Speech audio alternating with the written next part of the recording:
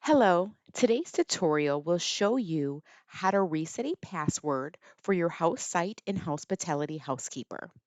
So we've all forgotten a password from time to time, and whenever a user forgets their password, anyone with admin access can reset. The same is going to go for when an admin forgets their password. Another admin will need to reset it. Let's go ahead and take a look at a few of the easy steps. From our admin site or our green side, we're going to go ahead and log in.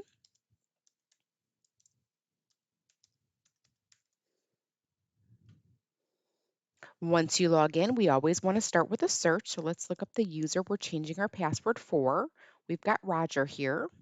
Once we get to Roger's member page, towards the bottom here, we've got web account. Go ahead and click there. And this is where we're going to be doing the password resetting.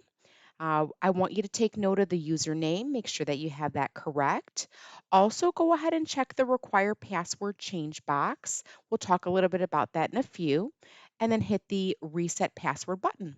Here we've got the username, and then also we're going to enter in your password because you're the admin who's changing it. So go ahead and enter in your password. Once you do that, you hit save. It tells us here that we've got a password update. It also provides us with a new temporary password.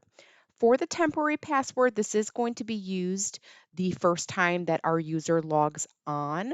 So just make sure that you either write it down, put it in a WordPad, or I'm going to just click it here and I'm going to copy it because we're actually going to log in right away and we're going to reset our password. So as long as you have it handy somehow, some way, you're good to go. And this is all done as far as the resetting portion. So we can go ahead and cancel and exit out of all this.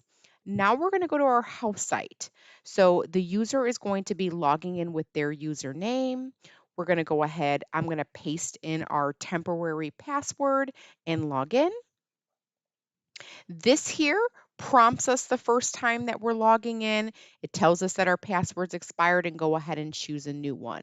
So again, for the old password, I'm just going to click and paste the temporary password in, and then I'm going to select a password that is easier for me to remember.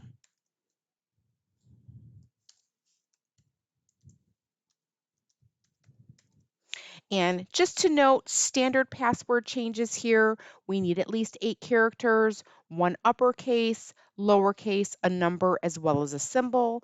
Once that's completed, you just go ahead and hit save, and we are all set, and our new user password has been updated. So fairly simple steps. However, we do run into situations where we need that password reset. So I hope that this video was helpful.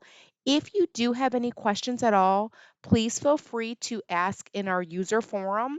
You can find that up here at the top, located at the flag. I'm also going to put the link in the video description under this video. Thanks so much for watching.